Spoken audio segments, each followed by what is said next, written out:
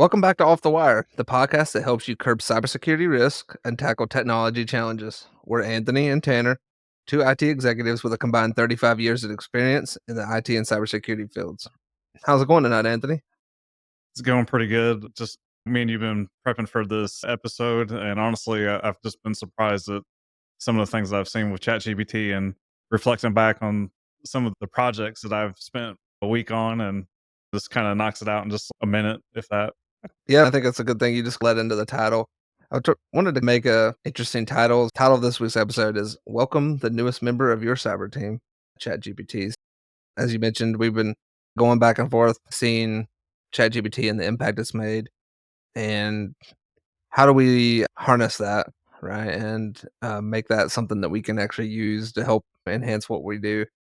Today's world, threats are evolving pretty quickly. We all have a lot going on, really more than we have time for. So anything we can do to help make our lives a little bit easier, or like to your point, making things a lot quicker, that's something that we got to take advantage of. Yeah, and I got thinking about just I'm fortunate to have an education in cybersecurity and work a cybersecurity job, but a lot of folks haven't had that opportunity. But just looking at playing around with this, and which I have in the past, but it really is. It's almost like having someone that has a bunch of experience to bounce ideas off of. So I think that's pretty neat. Yeah, I thought we'd start out talking a little bit about kind of the resistance to generative AI. I think when you talk about, and we might, I guess, to the listeners, we might use ChatGPT as a pseudonym for all generative AI, but really there's many other options, Gemini and others. But I think when I typically hear people talking about it's coming from a negative sense, at Mhm. least initially. There's a lot of fear out there. There's potential concerns about what we're typing into these things. There's job fear, those kind of things. Have you heard the same thing? Yeah, and you know what it reminds me of? It reminds me of when the cloud first came out. I just remember countless people were like, I'm never putting stuff in the cloud. I'm not doing it." And there's very few organizations out there that don't have at least something in the cloud today. There was a lot of debate whether we everything would be in the cloud or people doing nothing. And it's pretty much kind of a hybrid approach for most organizations. Anyways, I know this is different, but I hear a lot of fear mongering, and honestly, I think there's a lot worse things to worry about. Am I concerned about people putting sensitive data in there? But I'm also worried about people putting sensitive data in their personal email, their Google Drive accounts. There can be a lot worse scenarios of where they're putting sensitive data than ChatGPT and them using it for training. Some of it way worse than an AI model. Now, I do think training AI models using maybe potentially company specific information, that's something to be concerned about. But at the same time, we can't just look a blind eye, just like with cloud, you can't look a blind eye to a potential benefit and not take advantage of it. For most of us, I think we try to cater to small, medium business. For those kind of people, you don't have a crew of 30 or 40 or 50 employees all working on either cybersecurity or even just in general technology employees. If something comes along that actually changes the game and really helps you do more than you could do before, that's something we want to jump on. So I thought we'd talk about, and I think we could maybe go back and forth because I know I've used ChatGPT pretty exclusively. I've used some of the other ones as well, but I've been using it for quite a while. And as we were thinking, there's a lot of really interesting things you can enhance. And that's why we titled this episode is like the newest member of your cyber team. Obviously, it's a play on words, but it really can and directly enhance your cybersecurity posture in your program. Yeah, one of the things you hear, ChatGPT or AI is going to just replace people, and I'm not saying that's not possible, but I think more of it's just going to make people more efficient. Who knows, 10, 15 years down the road, but immediately I really don't see it replacing people a whole lot. I'm sure there's going to be scenarios. It's just a force multiplier. It definitely helps things out. I use it every day for mundane things, generating an email, having it review. I used to send things off to certain people at my organization to review if it was going to go in front of the board or a bunch of people. And now I've got the best peer review person on the planet, ChatGPT. Yeah, exactly. I've definitely done some of those same things, especially with the writing. I don't think I'm a terrible writer, but man, I can look a lot better with a little bit of refinement in You my know, communications, things like that. We had some ideas for those that may have not been familiar with it, or you're familiar with it, but maybe you haven't thought of it as a way. or thought about using ChatGPT or generative AI in general to help on your cyber front, we had a couple ideas that we came up with, and also a couple ideas that we did some research in and found that others were using it for. And one of those was policy generation, which goes right back to your email point about generating text. It's really what it's made for. I have not had it generate policies from scratch, but around policy generation, what I have had it do is actually refine policy, make it more easy to read, and have had it review. So, just an example of this, we were doing a policy or kind of updating a policy on sick leave. And so, one thing that we did is we actually put the policy, every part of the policy that obviously wasn't specific to us into ChatGPT, and we had it actually look for contradictions. We also asked it if it was easy to understand. Is there any ways where we could make it easier for an employee to understand? And it was did a spectacular job with that. Made it easier to read. Also have used it on an AI policy that we created to make things easier to read. I don't know if you have this problem sometimes, but as technical people, sometimes we have a hard time making something simple to understand, especially when it's around a technical topic. Yeah, I think even more specific, cybersecurity. I think that is a sometimes that can be a very difficult thing to have a conversation about with other folks. So that's a way to use it as a proofreading. You mentioned the email example, but in general, if you need a new cyber policy, you can get a really good baseline, a really good draft policy using ChatGPT. Or if you have a policy already, you can refine it or actually review that policy before you actually put that out for approval. Yeah, Tanner, I was just gonna give one example that I recently we did a incident response plan, and I had a lot of co-ops share scrubbed versions of their incident response plan, and I went through those and grabbed the best, just really just I piecemealed what I liked out of a lot of them. And what I found was there was a lot of appendices that I thought were really useful, and I wanted to have them included, and like a lot of diagrams, a lot of stuff, just reference tools where you can quickly go through it and check what you're doing. And so I had those too, but like another gentleman, we wrote it and reviewed it numerous times.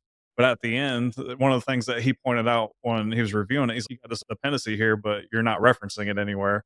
I'm in ChatGPT and I said, tell me which appendices don't have a reference, and it pointed them all out. And that would have took me several hours, and it was able to do it in just a couple minutes. Yeah, exactly. Yeah, that's just pretty impressive. The augmentation of what we can do as humans is just amazing. One of the other things I know we both had an example of this was the script creation. So I know when I came up, I guess as I was getting promoted to different roles, one of the things I did a lot of was creating a lot of scripts to do checks for all kinds of different things. Maybe it was checking on our backups to be sure they ran, or making sure that we didn't implement a new server without having a backup in place of it, things like that. But there's a lot of scripts around cybersecurity specifically that ChatGPT can really help you out, or even if it's not necessarily the script, it can actually give you concrete examples of what you need to do. So one of those that I found, I was doing a little looking into this and I asked ChatGPT, I have a Windows 11 endpoint, help me harden that. And it came up with a great list. It was actually 15 different items with subpoints under each item. Things like making sure that you have user account management on, making sure that you have security settings, strong passwords, enabling the firewall, enabling configuring BitLocker, make sure you have an EDR product, all those kinds of things. Now, some of that's pretty basic stuff, but some of that could at least give you kind of a framework for how you can apply that to both your desktops and potentially servers as well. And I'm sure if I dove a little bit deeper, I could probably give it some additional information about whatever it was, and it could actually give me even more specifics. Like maybe instead of a Windows client, I said, now give me the same procedure, but make it a SQL database server, for example. And it would be some different tweaks, maybe around like SA password and some of those things. So I thought that was pretty neat. Not necessarily going to give you a spelled out, it probably could. I didn't go that far, but a good way to just get a good hardening guide to maybe even compare to some of the ones that are out there already. Yeah, we stood up a certificate server, and I'm embarrassed to say that we didn't fully harden it, and we just really didn't have a lot of experience setting up certificate servers. And we had a pen test, and it was able to exploit a couple things based off of that not being secured. And what we didn't do is say, "Hey, ChatGPT, how can we harden a Windows certificate server?" And anyways, the things that we overlooked was it produced it in that list. So Yeah. it's definitely, even if you are a cybersecurity person, uh, you're going to overlook things. You're not going to think of everything, and that's a good interim. We're looking at using the CI as benchmarks against that, but in the interim, like we could have done some of these basic things that ChatGPT was able to spell out. You also gave an example of a PowerShell script, especially anything referencing AD. There's a bunch of those out there. We have done those for passwords that are expiring, passwords that are stale. For example, we have several scripts. Now, these we wrote or we found online and had to modify. But how nice would that have been a few years ago, 5 years ago, to ask and say, hey, I need a script, a PowerShell script to let me know of any account that hasn't been authenticated against in, let's say, the last 90 days, things like that. So for those that do a lot of scripting in their environment, especially around PowerShell, really any scripting, Python or anything else, that's a pretty awesome way you can use ChatGPT as well. Yeah, the we've got a tool that shows stale accounts, but prior to that, we would have to rely on something like that. So that would definitely be handy for those that don't have some kind of tool. And one thing that it made me shake my head is just I remember when I was going for my bachelor's, one of the projects I had to do for a course was basically I was geo blocking. This is before like routers and firewalls and stuff natively geo block devices. You could just check a checkbox or select your country codes. I basically had to reference a source and pull in like all the IPs of all the foreign countries. I think it took me a week or two. I asked ChatGPT to produce something like that. Now it didn't do the full thing, but it gave like a how to. Looking at the what it produced, I feel like probably in about 3 or 4 hours I could have that completely done. Like it would give you example iOS configs. You had to tailor it to your environment specifically. So very interesting.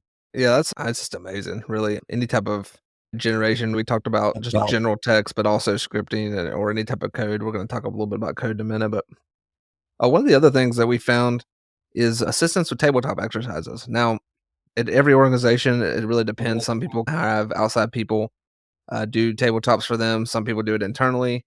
But either way, it's very difficult, at least for me. I usually am the one that kind of creates the situations to come up with new and unique things. There's ransomware, of course, but I don't want to use ransomware every single time. And I actually was messing around with ChatGPT, and it does a really great job of creating a tabletop and a scenario. Pretty impressed with it. Obviously gave more like a high level detail, but you could easily ask it to go into more detail in a particular area. You can even give it a time limit. I need a tabletop that's going to take 30 minutes or an hour. And it actually gave some really awesome discussion questions that you could do like each particular section. So pretty awesome tool. If you're not doing tabletops, I highly recommend doing those. And if you're not doing tabletops, might as well go ahead and have some help right from the beginning. Yeah, I was just thinking that sounds like a great idea. But even like our normal DR testing, since we're next to the coast, the common theme is a hurricane. To come up with a unique idea, like I definitely think it would be nice to see some of the scenarios that ChatGPT would come up with. Yeah, so, actually, I forgot to share this earlier, but, I did an example of a pizza factory, someone that makes pizzas, and it came up with 3 or 4 different really good options. There was, like, a supply chain attack, there was an IoT attack on the actual equipment itself, and I can't remember the 3rd one, but pretty thought out on potential vulnerabilities for a pizza factory, so I thought that was really cool. This is one that really almost started to blow my mind a little bit as we went further and further down through into this rabbit hole. Incident response support, like, I definitely read a little bit online of different, people that do this kinda everyday incident responders and how it could help them with logs. I didn't really understand the power of it, so I was like, "You know what? I'm gonna do a little looking around." Something that we use, I don't know how much you guys use it, but, like, Wireshark for doing some Hmm. troubleshooting. It's not something we're using every day, but periodically, we're trying to figure out why something's not working.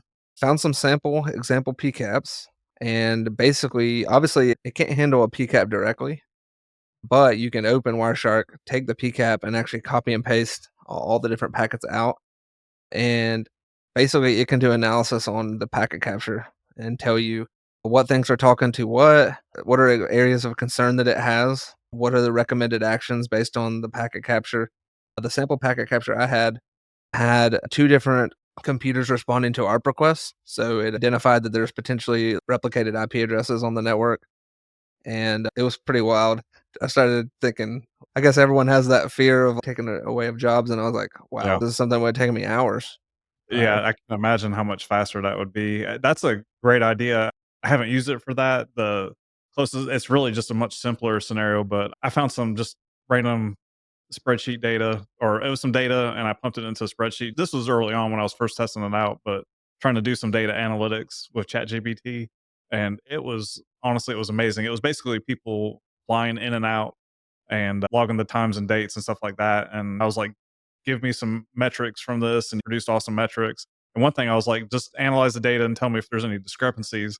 And there was like 150, 200 rows, and I didn't see any discrepancies at it. But within a second, it was like, this person says that they're flying on this time and date, and they're also flying at the exact same time on another flight. That's not possible. Yeah, it's really wild. I guess when you've read the entire Encyclopedia of Human Intelligence, you're pretty smart. Yeah, but definitely something you can use if you have, some logs you wanna look at. If the logs are not something that well, basically, if you're okay with that, with sharing those logs. But you can have it review logs and give you some recommendations on that. Pretty neat, potentially even in an actual crisis or an attack. Another thing that kinda blew my mind is I knew it could help you generate phishing training or phishing examples, and that's something we do a lot as well. And there are some tools out there, depending on the training vendor you're using, they sometimes offer example emails, but those tend to get a little stale as well. So we try to do some on our own. And so I jumped into ChatGPT. I was like, okay, how am I going to be able to enhance that? So one neat thing, and you do have to have the paid version of this, I think, to do analysis on websites. But if you have the paid version, you can actually give it websites to analyze. So I gave it my personal employer, and I gave it our website, I gave it our social media feeds, and I basically said, "Hey, create a phishing campaign that references things off of our website or social media feeds that you would use to basically target employees of this company." It was pretty amazing, really. Like, we had just posted there was a fireball meteor that just went over our area, and we had posted about that. It picked up on that. I refined it even more. I said, "Reference a potential contest that we are being entered into for this particular video." And it referenced it, and I said, "Do it based on the local papers in the area." And it just found the local papers and knew about those, and by the end, it was a pretty convincing phishing email. It actually included the link to the original video, so it gave some legitimacy to it. "Here's the link if you haven't seen it, now go vote in the contest that we're being entered into." It scared me a bit. You went a whole lot further than I did with that. So I looked at it for generating like a phishing template. Like I went much more primitive. I was like, you could name your CEO. Like I did a fictitious CEO and then uploaded like our company logo. Was able to produce something. Like I basically told it what to say. And anyways, it did a great job. But yeah, you took it to a whole nother level with that. I do think with the phishing, we're gradually ramping up the levels. And right now we're at the hardest with our system. Like it's baked in with our employees. But I think when we're ready to take it to the next level, we'll throw in a few generated by ChatGPT, which I think you've already done some custom phishing emails already, haven't you? We have, yeah, we started doing some, and that actually might be a really good episode at some point. We might come back to that at some point, but yeah, we've been doing some really good targeted phishing. So we target different departments on a monthly basis, and we do targets based on what's going on in that department. So, for example, if we're hiring, anytime we're hiring, we'll always target our HR department with resume phishing attempts, things like that. And they're actually better than I would have expected. They do a pretty good job.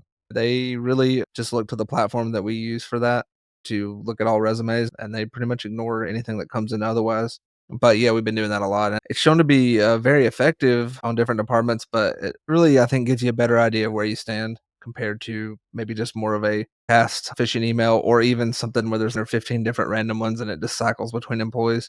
When you start looking at to the point I made earlier, your social media feed, and you actually start adding information that is publicly available, which we put out a lot of nowadays, you can make things pretty believable. That's what the bad folks are doing. Yeah, exactly. So information sharing is something that we all need to be doing. I review a lot of different things. Not only is there the industry specific information sharing feeds that I get, but I review Reddit and many others. It's vulnerabilities, updates, patches, things that I need to be keeping an eye on. But how many times, Anthony, have you gotten a report from a particular vendor where maybe it's a security vendor and they've done a really big case study into a particular thing? I'm sure that's happened to you. One thing that I did really recently is Dragos, which Anthony and I are in the power delivery space. Dragos is in that OT space as well. And they put out a big white paper about this new malware for OT called Frosty Goop. And it was forever long, and I try to read everything, but you're talking like 10, 15 pages about what this is. And obviously, this is an emerging malware. It's not something that's like running rampant. And I was like, I need the Cliff Notes. You remember Cliff Notes from back in the day when you're doing a book report and it would like tell you, fire up ChatGPT, throw it in there, and it summarized it perfectly. It gave me what was the white paper about. These are the key points. These are the things that you can potentially do. I was able to read that in probably 30 seconds Yeah. instead of reading for probably 20 minutes through a white paper. I've done that with, internal policy. So that's something that Oh, I think is really useful, especially we talked about saving time. You're getting information feeds from everywhere, and you just can't, you really can't read everything. So, be it by summarizing some things, you actually are able to read even more than you'd be able to just by going through them manually.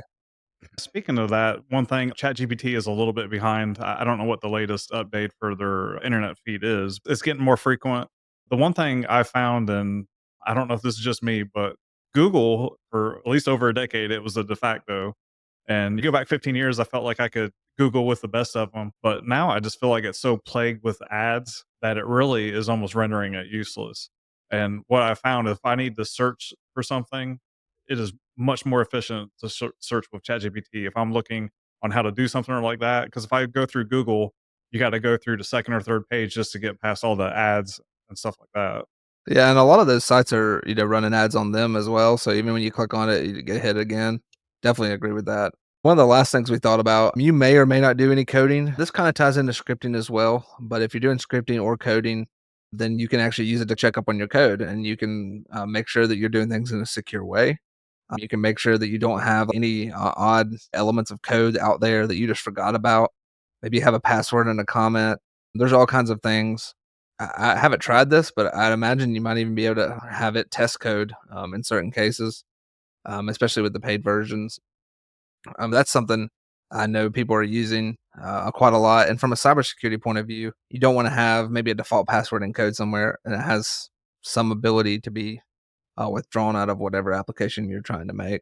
One thing I was wondering, I haven't tested this out, but I know that if you ask it to generate code, it'll actually put in like the comments and discuss what it's doing. I'm wondering if you could, if you had someone that didn't put any comments in, if it could analyze it and generate the comments. I bet it could. Yeah, definitely. I think it definitely could. That's a great point because, man, I remember back in the day when we were writing script comments, because you go through and you're trying to figure out, and someone's defined a variable, and then you're trying to figure out where that variable is used. And man, I wish I had this about 10 years ago. But More with the code reviews, like just a lot of security tools that we use. A lot of them have the capability, even some of our monitoring, to do regular expressions. And I used to have to manually create regular expressions. So basically, with the military, we would look at which like iOS version devices were on and stuff like that. And we used a script with regular expressions to bounce it off the configs. And that took a lot of time and a lot of trial and error to make sure that it was working. And that's something I have used ChatGPT for, is to generate regular expressions. If you've ever messed with them, you'll know what a nightmare they are. And anyways, it just blows through it. And I've only tried it once and it worked, but I would imagine it's going to be a whole lot better than anything I'm going to come up with. yeah, that makes perfect sense. We haven't used ChatGPT, but I imagine we could use it, especially when we're doing log filtering. The same thing you were just talking about there. And I imagine you can reference a specific device, like if you're trying to do a filter for a Palo Alto firewall, and you need it to see traffic from this source IP to this destination IP with this protocol. It could write that out. Which Palo has done some stuff to make that easier, but still, it's not as easy as just having someone give you the answer, which is pretty nice. One thing I guess I'll just bring up though, maybe I'm old school, but I still like to use Nmap on occasion. And I feel like I'm the only one. But a lot of times I have to Google that, but it'll generate all the Nmap switches and everything that you want just in one split second. Yeah, I think this is the biggest thing. You said I usually have to Google that. I think that people lose the magic a little bit of it, but this product has read the internet, like the entire internet. So, And memorize. yeah, and memorize it. And you said, "Hey, it's so much faster than Google." Yeah, it doesn't have to go figure out which page is referenced or whatever. I still think that's one of those amazing things. There's that commercial, and I can't remember what company it is, where I think they're getting a good deal, and they're purple, and their head explodes. Sometimes I feel like that with AI. It just blows your mind. Something you mentioned was some as we were doing the research into this episode, it was something about specific GPTs. So I've only really used ChatGPT, but talk to the listeners a little bit about kind of the people that have built GPTs for ChatGPT. So this is something I really need to learn quite a bit on. But the one thing you hear a lot about APIs, there's a lot of API weaknesses, and it's like the next big thing in security, like securing your APIs. So yeah, there's a ton of GPTs out there, and one I recently come across was hacking APIs GPT, and that's a big topic in the cybersecurity world. Just making sure your APIs are secure. And anyways, it can do analysis. It's got a bunch of tools to help you make sure that they're secure or make them secure. And there's a ton of other things out there. I know there's some red team tools, some blue team tools, etc. And there's also, unfortunately, there's tools for hackers out there, GPTs out there. And some of them you can find if you search through the GPTs on the Chat GPT platform itself. But there's also a bunch like out on GitHub and stuff like that that you can access. What have you come across with that, Tanner? Yeah, I know we have a list. We found some stuff in our research. We'll post a list in the show notes. But some of the ones that I thought were really cool, there was a couple I wanted to mention. There's a CVEs GPT, and it does like analysis and information regarding any active CVEs. So you can ask it things like, "What is this CVE? How do I fix this CVE?" Things like that. Another one I thought was really cool. It was a squidging. So you can actually upload an email to this GPT, and it'll actually analyze it and tell you if it thinks it's a phishing email. So I thought that was cool. It'll identify if there's anything like sketchy in it, maybe a misspelling. If it wasn't for spell check, then I would be really lost. But may see something that had lowercase L versus uppercase I scenario. Actually look for that and flag it.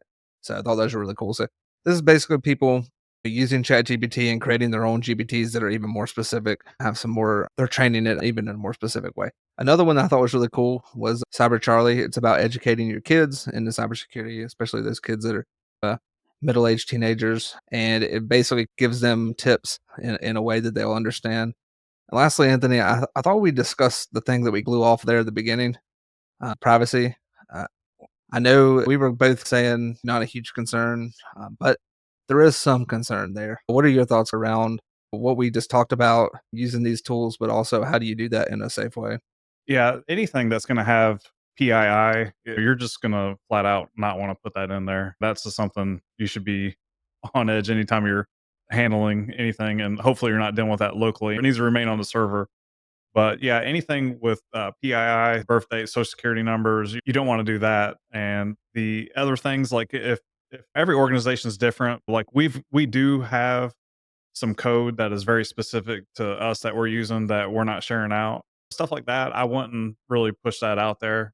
But if it's a PowerShell script or something like that, that's not a big deal. But we have custom code and applications built. We're not going to put like our source code out there for that. But just if it's something that's common, like I said, PowerShell, even like some Salesforce code, anything like that. There's a lot of Python scripts and stuff that we've got going on. I really don't have a issue with that as long as it doesn't have our passwords or some proprietary information in there. But I feel like all that's fair game. That's something really just every organization. We're giving this advice to organizations, but they really have to make best judgment call on what is applicable to their organization and what they feel comfortable sharing. Yeah, I agree completely with that. You've hit the nail on the head. To me, it's not the exact thing you type in. It's just making sure that you're not having those particular private data that you don't want out there in there. So I think you can almost make anything kind of, you talked earlier about people giving you policies and they were redacted. I think you can almost do that with anything in ChatGPT. It's just redact the stuff that you don't need in there. Obviously not uploading confidential information, things like that, but things that might give away parts of your environment because as you mentioned, we're not the only people that have access to ChatGPT. Someone can ask ChatGPT, have you seen anyone input IP addresses into internet facing devices or things like that? Yeah. And as long as you keep out the information that really points it back to you, maybe even like you said, names, things like that, just generalizing a lot of that. I don't see too many problems, or at least nothing that has come to mind yet. Yeah, one thing I'll mention because I may have some people may have raised some flags, but I said I put in a policy like that was just a travel policy. It's nothing really that we're trying to hide or anything like that. It's just summarizing that. But if you had stuff where maybe like the board benefits and pay or employee benefits and pay, maybe you don't wouldn't want to put that in there. You just really got to use common sense. And one thing I think it's important. So those folks that are just burying their head in the sand, I think you're putting yourself more at risk by doing that. Right after this come out and took off, one of the first things we did was do a class on it and share that information, what you can put into it, what you can't. So if you're putting your head in the sand and you're trying to block it, people are going to get around it whether you like it or not. They've got their phones. If you do BYOD, they're going to be able to do it on their phones.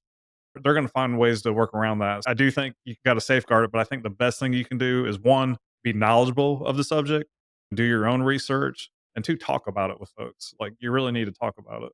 Yeah, it shouldn't be a mystery.